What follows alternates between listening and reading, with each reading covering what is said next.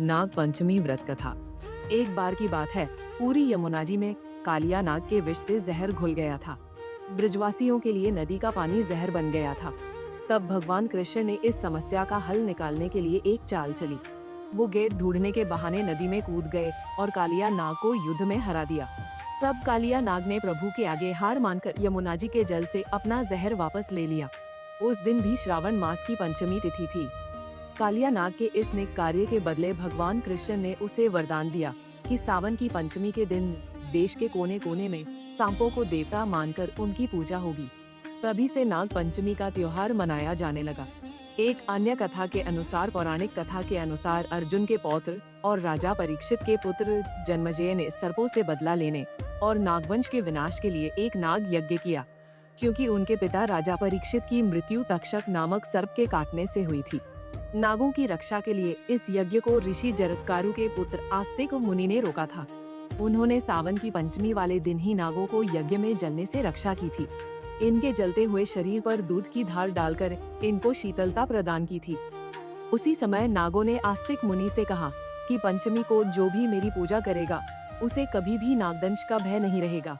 तभी से पंचमी तिथि के दिन नागों की पूजा की जाने लगी। जिस दिन इस यज्ञ को रोका गया उस दिन श्रावण मास की शुक्ल पक्ष की पंचमी तिथि थी एवं तक्षक नाग व उसका शेष बचा वंश विनाश से बच गया।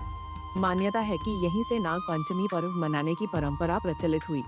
धार्मिक मान्यता है कि भगवान विष्णु की शैया बने शेषनाग जी अपने फन पर पूरी पृथ्वी का भार थामे हुए हैं। इसलिए गृह निर्माण के समय भूमि पूजन के दौरान चांदी का नागिन भूमि में दबाया जाता है।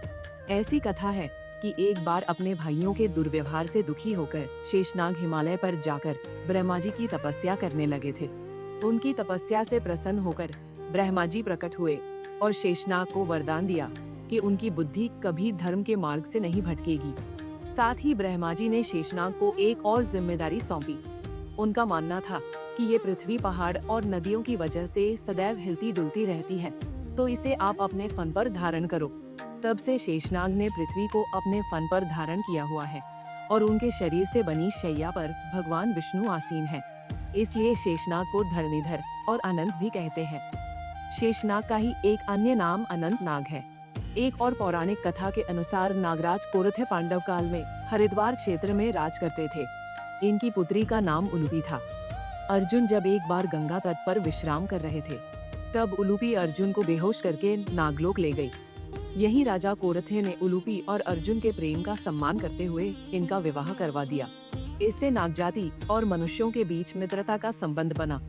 इसके बाद नाग कन्या उलूपी के पुत्र इरावन की तो किन्नर देवता मानकर पूजा करते हैं। नाग पंचमी के दिन जो भी इस कथा को सुनता है उसे नागदेव का आशीर्वाद मिलता है। साथ ही काल सर्प दोष से भी मुक्ति मिलती है।